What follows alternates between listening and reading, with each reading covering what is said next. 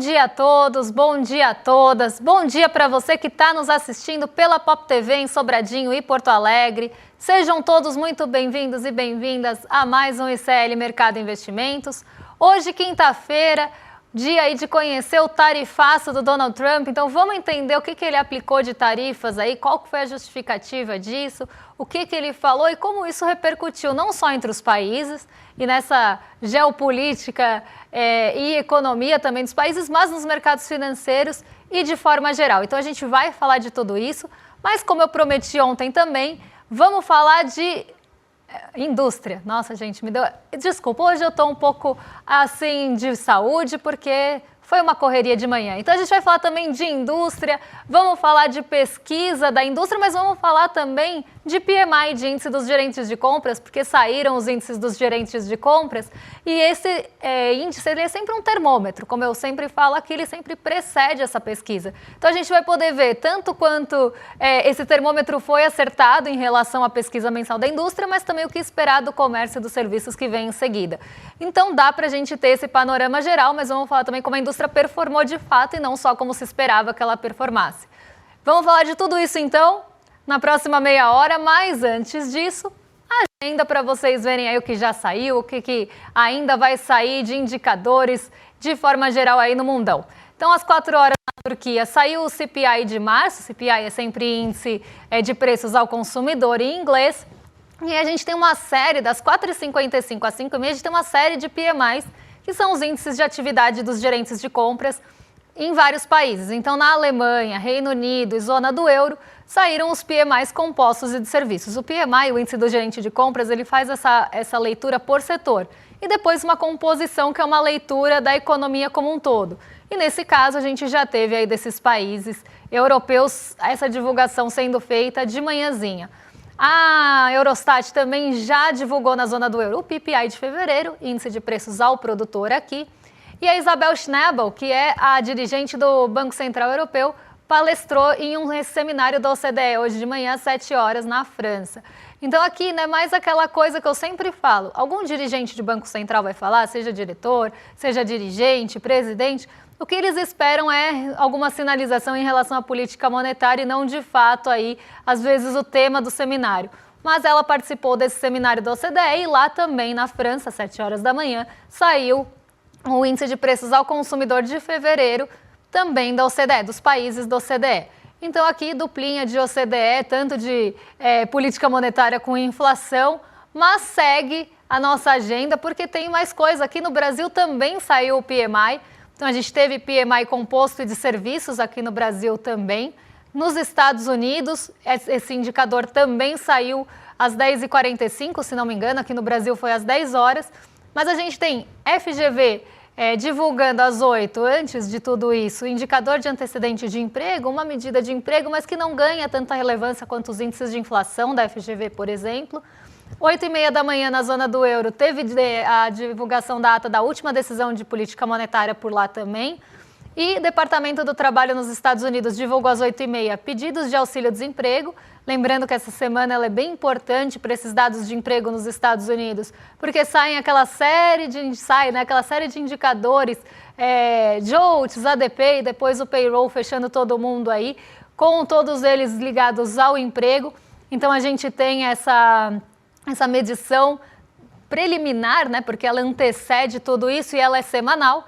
Então ela já traz também, né, uma expectativa, uma projeção ou pelo menos algum indicativo da onde deve ir ou para onde deve ir o emprego, o mercado de trabalho nos Estados Unidos. Eu sempre gosto de lembrar, viu? Os pedidos de auxílio-desemprego aqui, eles eram bem deixados de lado, eles eram sempre deixados em segundo plano lá nos Estados Unidos. Ninguém ligava, basicamente era isso, ninguém liga para os dados de auxílio-desemprego semanais. Aí veio um dia que o payroll surpreendeu todo mundo. Estava todo mundo esperando uma criação de vagas e a criação de vagas foi infinitamente menor. E aí eles pensaram, nossa, e se a gente começar a acompanhar mais de perto, né, esse índice aí semanal? E aí ele começou a ganhar um pouquinho mais de relevância, porque quem diria, né, que se você acompanhar dados semanais, você não é pego de surpresa lá no fim do mês. Mas foi agora que ele ganhou relevância justamente por isso e muito recentemente, inclusive. Às 9h30 da manhã nos Estados Unidos também saiu balança comercial, importações e exportações de fevereiro, Mas a gente tem mais uma página de agenda para fechar aqui com vocês, porque vão sair alguns dados agora mais para o fim da tarde. Então, como eu falei, ó, não estava mentindo, hein? 10h45 saiu o PMI composto de serviços dos Estados Unidos. Às 11 saiu o PMI de serviços dos Estados Unidos, medição da ISM. Lembrando que todas as outras são da S&P Global. Então, a S&P Global, ela monta ali uma série de PMIs de vários países e depois compara todos, faz média global. E a gente tem também o Philip Jefferson discursando em uma conferência organizada pelo Fed de Atlanta, em uma universidade, na Universidade de Virgínia, e a diretora do Fed, a Lisa Cook, também discursando na Universidade de Pittsburgh hoje. Então, temos aí outros dirigentes do Banco Central que devem falar, devem ganhar um pouco mais de holofote, até porque a política monetária dos Estados Unidos, ela está muito aí no radar, ela está muito na centralidade. Todo mundo quer saber para onde vão as taxas de juros lá, até porque elas referenciam taxas de juros em todos os outros países. E por conta dessa nebulosidade que se tem com o governo Trump agora, deve ficar aí um pouco também mais incerta a política monetária. Então tudo isso acaba ganhando mais relevância nesse cenário de incerteza. Hoje a agenda, então, não uma agenda tão pesada em indicadores, mas com alguns indicadores importantes, dirigentes do Fed discursando, mas o que deve direcionar muitos mercados e que já está direcionando desde a abertura bem cedinho nos países que tiveram abertura na madrugada, então países asiáticos, a Europa, o que está direcionando mesmo, o que está ditando o ritmo hoje é o tarifaço do Donald Trump e a gente vai falar disso com vocês daqui a pouquinho. E aí a gente já emenda com a abertura do mercado para ver o estrago que isso está fazendo ou não entre aí as bolsas globais, porque algumas ações estão sofrendo mais, outras estão sofrendo menos, tá?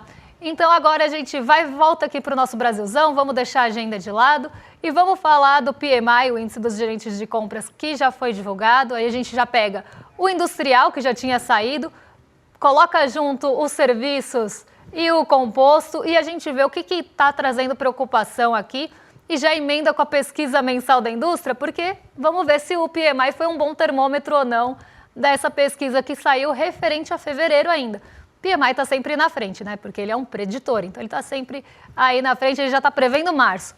Então vamos ver aqui como é que foi o comportamento desse PMI. Está meio bagunçado aqui, se estiver ruim para vocês lerem, pode deixar que eu conto para vocês, mas se quiserem aí deixar em tela cheia para o pessoal de casa também poder ver os números com um pouco mais de clareza, podem deixar também. O nosso PMI de janeiro, ele tinha ficado em 50,7. Ele subiu para 53 em fevereiro. Esse é o PMI industrial, tá? Então ele teve uma alta ali de janeiro para fevereiro de 50,7 para 53. O que isso significa? Significa que a nossa indústria, ela está mostrando um sinal de expansão, porque ela está acima dessa linha de 50, que vocês estão vendo aí, essa linha verdinha clara, que tem um monte de 50 repetidos, isso é o limiar, tá? Acima disso, aquela atividade está expandindo e abaixo disso a atividade está contraindo. E ela pode contrair e expandir em ritmos diferentes, acelerando ou desacelerando. Aqui a gente vê, né, como se fosse mesmo uma aceleração, botar um pé no freio ou botar um pé no acelerador. O que isso está mostrando para a gente? Que a indústria botou o pé no acelerador, pelo menos pela medição do PMI, e esse pé no acelerador fez com que a indústria tivesse uma alta mais forte em fevereiro. E aí eu vou contar para vocês se o PMI conseguiu prever isso de forma assertiva ou não. Porque o que eles estavam falando aqui é que a nossa indústria ia se recuperar, ia continuar expandindo e até num ritmo mais acelerado do que janeiro. Já para março, se espera contração. Então ela sai daquele patamar de 53, de uma aceleração de expansão, e começa a ter uma desaceleração da expansão, ainda expandindo em relação ao mês anterior, só que num ritmo mais lento do que se teve anteriormente. Os serviços, eles já têm uma trajetória diferente. Os serviços que são a linha quase aí rosinha mais clara, eles saem ali de 48,2 ali, sobem para 51, né, 50,6 para ser mais exata, e agora chegam aí a 51,8. Então a gente teve uma volta do setor de serviços. Então ele voltou, saiu do patamar, inclusive estava muito perto do limite, chegou a contrair em janeiro. Então o setor de serviços em relação a dezembro chegou a contrair no PMI, mas chegou perto dos 50 pontos, mostrando quase estabilidade. Então nem crescendo e nem contraindo. Depois ele mostra expansão. Então quem puxou o PMI composto, que é não está olhando um setor específico, mas a nossa atividade de forma geral, foi o PMI de serviços. Ele puxou para cima essa média que ficou aí em 52,6. Agora, né, a gente tem que pensar por que é que isso está acontecendo, por que a indústria mostra essa desaceleração e o que está puxando esse PMI de serviços para cima. O que fez com que esse setor de serviços na medição, nesse termômetro, mostrasse essa atividade aumentada, essa expansão da atividade?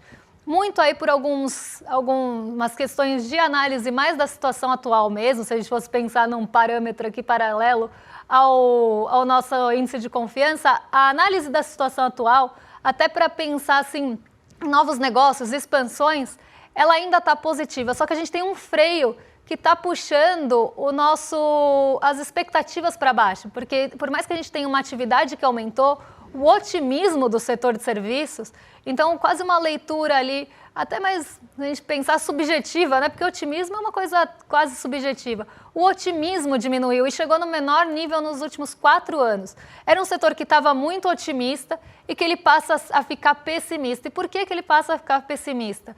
Muito puxado pela taxa de juros e outros insumos ficando caros por questões dolarizadas ligadas a dólar. Se a gente tem um dólar mais caro, alguns insumos ficam mais caros, tanto para a indústria quanto para os serviços.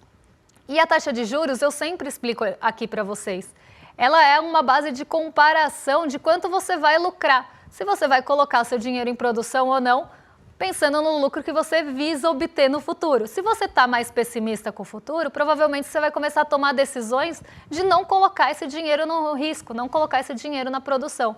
E isso já estava aparecendo na indústria, o PMI da indústria saiu antes, esse fator já apareceu e agora ele aparece nos serviços também. Por mais que a gente tenha tido ali uma expansão de novos negócios, uma atividade um pouco mais acelerada, mostrando que pode ser que em março a atividade de serviços volte a ter um fôlego e suba um pouquinho, a gente ainda tem um limitador disso no futuro, que é essa taxa de juros muito alta que vai acabar estrangulando o setor de serviços em algum momento. Seja o comércio, que é um ramo do setor de serviços, ou os serviços de uma forma geral, porque a renda vai diminuir e as pessoas vão ter menos renda disponível para consumir serviços. E eu espero que a gente não volte para aquela sinuca, que eu sempre falo que era muito perigosa, do brasileiro ter uma renda disponível pequena, porque, primeiro, a renda dele está indo basicamente para comprar itens de cesta básica, ou que a renda dele começa a ter ali um poder de compra menor, que ele tem que escolher, bom, boa parte já vai para a cesta básica, tenho que pagar minhas contas aqui, o que sobra, o que eu vou fazer? Vou consumir um setor ou outro? Né? E quando a gente começa a ter esse tipo de situação, a gente pode começar a ter aqueles resultados que a gente via no passado. Um mês sobe o comércio, outro mês sobe o serviço. Um mês as pessoas consomem serviços para as famílias, outro mês elas decidem comprar alguma coisa no varejo porque elas não conseguem fazer os dois ao mesmo tempo.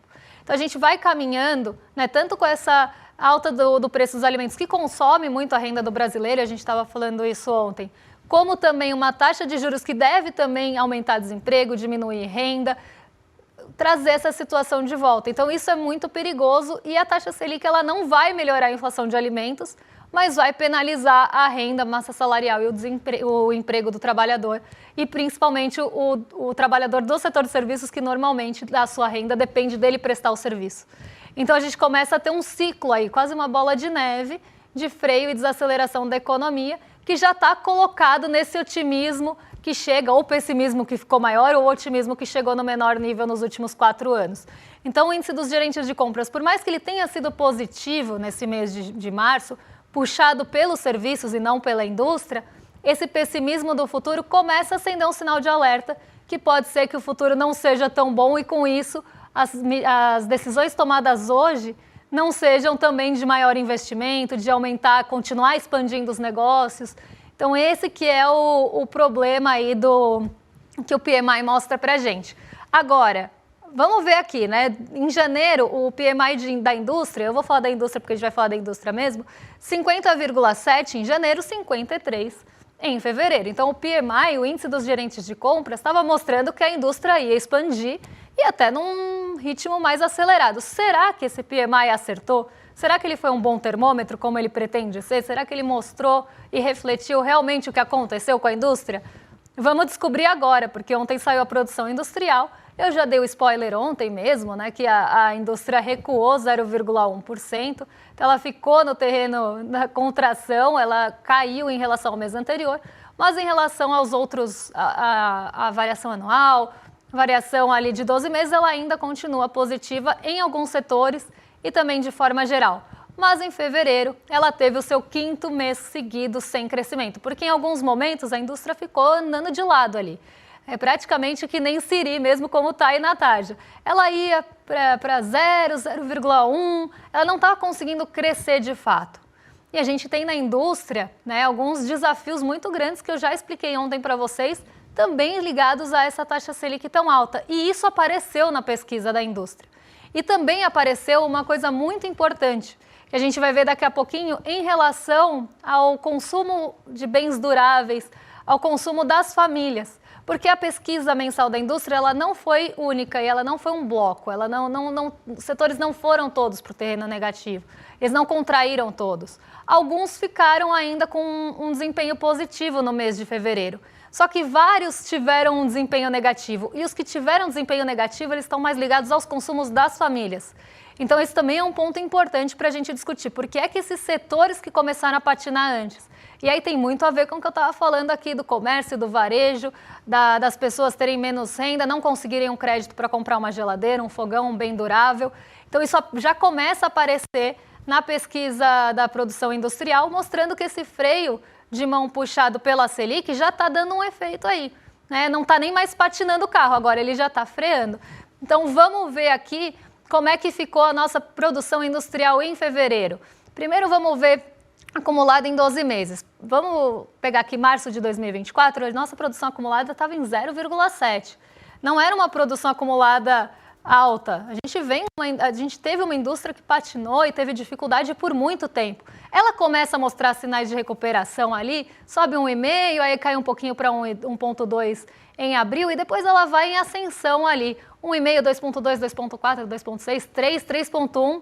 Ela chega num pico ali em dezembro que ela não consegue romper, então ela cresce por vários meses consecutivos no acumulado em 12 meses, né, e muito puxado também, ó, junho, olha como cresceu ali na variação mensal 4,3, então ela cresce vários meses consecutivos nesse acumulado e depois o acumulado começa a desacelerar. Por quê? A gente começou a ter na variação mensal uma variação menor do que no mesmo período do ano anterior.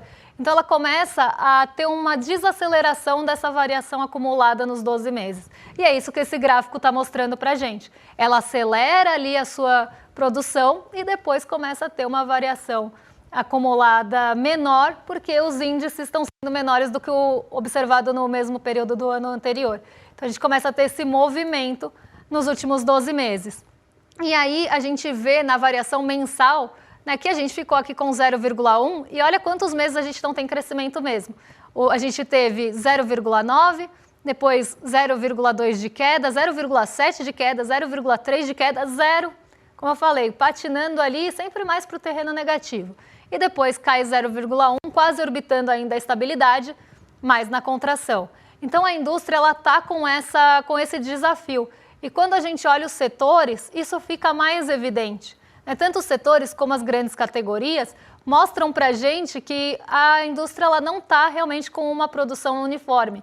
A gente teve alta, por exemplo, no papel e celulose, na produção de alimentos. A metalurgia ainda é uma boa notícia, tem um pouquinho de alta aí, 0,2 na variação mensal, porque a metalurgia ela também é um termômetro, né? As pessoas vão produzir, as indústrias vão produzir bens de metalurgia se elas acharem que vai ter demanda. E só vai ter demanda para metalurgia se tiver investimento de fato. Então ainda o crescimento da metalurgia é uma notícia positiva. Mas aí a gente olha dali para cima, é tudo negativo. Têxtil caiu, vestuário caiu, bebidas caiu, veículos caíram, móveis caíram, equipamentos de informática caíram, os produtos farmacêuticos foram a maior queda, 12,3%, mas aí também tem uma questão sazonal, tem uma questão ligada a férias do setor. Temos produtos de madeira também caindo bastante. Então, no mês, a maior parte dos setores ficou no terreno negativo. O que cresceu, que é uma notícia ainda boa, mas cresceu um pouquinho, foi a metalurgia. Alimentos ainda é um setor menos cíclico, então ele sofre menos com ciclos econômicos e tem menos sensibilidade à Selic, porque as pessoas vão continuar consumindo alimentos. E a gente tem papel e celulose puxando aí a maior alta desses setores selecionados. Mas o que eu queria mostrar para vocês nem é isso, é o acumulado nos 12 meses aqui, que apesar de toda essa queda, né, que a gente tem na variação mensal, o acumulado ele continua positivo em alguns setores, mostrando que a gente ainda tem um fôlego, né, ou que está carregando ainda esse fôlego. A gente não começou a desacelerar tanto na produção, na variação acumulada em 12 meses. Mas mais interessante que isso são as grandes categorias. Eu acho que as grandes categorias mostram realmente que não foi uniforme e que a gente teve uma produção industrial que acabou respondendo bastante a algumas coisas bem específicas. Porque os bens de capitais, então, que são bens que produzem outros bens, então isso é também uma boa notícia, eles ficaram positivos. E subiram 0,8 no mês e 9,6 no acumulado em 12 meses. Então, bens de capitais, né, que também estão ligados a investimento, também tem ali uma ligação mais com ou bens que produzem outros bens, ou bens ali mais ligados à infraestrutura, conseguiram continuar subindo nesse mês. Então, não foi aqui o grande problema. O problema, ele está aqui, ó, nos bens duráveis, que estão embaixo dos bens de capital. Olha como caíram os bens duráveis esse mês, 3,2. O que são bens duráveis? São bens duráveis mesmo, aqueles que vocês compram e duram por bastante tempo. Então, a gente está falando principalmente de linha branca, geladeira, fogão, esses produtos eletrodomésticos, eles estão todos aqui nos bens duráveis. E eles tiveram uma queda bastante grande nesse mês, ainda tem um acumulado em 12 meses alto, mas olha como caiu a categoria de bens duráveis e os bens de consumo também. 1,3 de queda e um acumulado já menorzinho aqui de 3,2. É aqui que a gente começa a ver o sinal de alerta que pode estar vindo da taxa Selic. Porque bens duráveis têm muita sensibilidade a crédito. Se você acredita, né, se você é um industrial ali e acredita que a sua produção vai começar a formar estoque, você vai ficar com ela empacada ali, você não vai produzir mais. Você começa a vislumbrar um cenário que as pessoas estão ficando com o crédito cada vez mais enxuto, cada vez mais caro e cada vez mais difícil de conseguir. Será que elas vão conseguir comprar os seus bens duráveis, a geladeira, o fogão? Ninguém compra à vista isso no Brasil. Mesmo móveis, né? Ninguém compra essas coisas à vista no Brasil. Então as pessoas já começam a colocar um pé no freio desde já na produção, porque elas sabem que não vai conseguir escoar depois aquele estoque que ficou parado. Então ele vai querer desovar o estoque, ele não vai querer ficar com aquilo ali gerando um estoque parado para ele.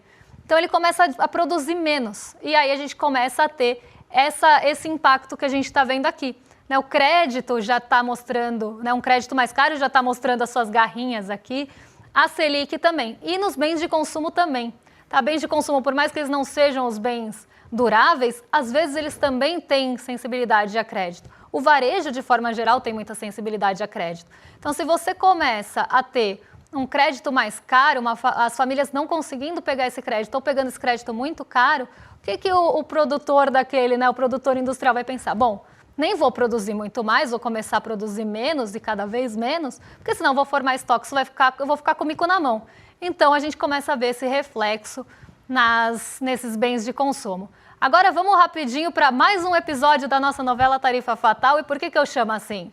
Para quem assistiu Beleza Fatal, sabe que o episódio vai de 0 a 100 muito rápido, né? Você começa assistindo o episódio de um jeito e ele termina de outro, porque tudo acontece em um único capítulo. E eu tenho a mesma sensação do Donald Trump e as suas tarifas. Tudo acontece de 0 a 100, vai de 0 a 100 muito rápido. Você acorda de manhã com uma notícia de tarifas, você vai dormir com outras. Então, o negócio vai muito rápido. E ela pode ser fatal também para alguns outros países. Então, a gente teve essa divulgação, eu dei esse apelido carinhoso para o tarifaço, mas a gente tem, né, essa divulgação acontecendo ontem, com uma tarifa mínima de 10% para todos os países, basicamente. Então, todos os países partem de uma tarifa de importação, né, nos Estados Unidos, então, para entrar aquele produto no país, já vai ter uma taxação mínima de 10% para praticamente todo mundo. E aí a gente vê até algumas coisas ali engraçadas, né? Ilha que só tem gelo, então o Trump deve estar querendo tarifar gelo já, porque ele tarifou todo mundo, quase assim, sem distinção, em 10%. E aí alguns países que cobravam tarifas mais altas dos Estados Unidos, ele decidiu cobrar um pouco mais em relação aí às importações. Só que isso, gente, ele falou que ia ser o dia da libertação, né? Até teve um pronunciamento ali, que quando eu assisti, né, porque eu fui assistir antes dele pronunciar mesmo, anunciar as tarifas, ele deu um pronunciamento falando desse tal da libertação. E era uma coisa que parecia meio desconexa, assim, ele falava uma coisa, aí depois falava outra palavra ali meio de forma desconexa, a gente sabe quem também tentava imitar isso. Mas assim, ele falava uma coisa e depois puxava aquilo de novo e dava uma pausa esquisita. Então o vídeo começa assim, Dia da Libertação. Dia da Libertação E aí ele continua falando, uma coisa assim, que ele deu esse nome de Dia da Libertação porque seria o dia que os Estados Unidos estariam ali saindo das amarras dos outros países. Dia da Libertação porque os outros presidentes dos Estados Unidos foram fracos e tolos de deixar essa riqueza na mão do mundo e não pegar essa riqueza para eles. Então, assim, um discurso bastante ali voltado para esse eleitor de Donald Trump, falando que ele vai voltar a fortalecer com isso, era a libertação, porque também ele vai voltar a fortalecer a indústria nacional estadunidense. Então, assim, foi um discurso, assim, quando eu ouvi, me lembrou até aquele meme que agora tá rolando por aí do Piper No, tsunami, budismo, porque parece que ele está falando umas palavras desconexas ali, uma em seguida da outra. Mas, voltando aqui a tarifaço, né, não analisando o discurso de Donald Trump, mas voltando ao tarifaço, ele coloca essas tarifas até maiores para alguns países, falando com essa ideia, com essa história de que ele vai fortalecer a indústria nacional estadunidense, então ele vai deixar a indústria mais forte. Essa indústria ela vai se formar de um dia para o outro? Eu já contei para vocês aqui que não. Né? Essas plantas industriais elas não vão voltar para os Estados Unidos de um dia para o outro. Principalmente se a gente está falando, por exemplo, de bens de veículos automotivos, que é um dos alvos das tarifas além dos 10%. Então, se a gente tem ali as tarifas para todos os países, alguns itens vão ter tarifas maiores. Então, veículos, 25%. Peças também vão ter tarifas maiores a partir de maio. A gente sabe que as plantas não estão nos Estados Unidos. Só algumas plantas estão nos Estados Unidos, mas nem assim as peças vêm sempre de lá. Tem algumas que têm maior ou menor dependência. E, gente, pasmem, tem um estudo mostrando que os veículos podem ficar mais caros lá para os americanos entre $2.500 e $20 mil, dependendo de onde esse veículo é produzido e como é a cadeia produtiva e de suprimentos desses carros.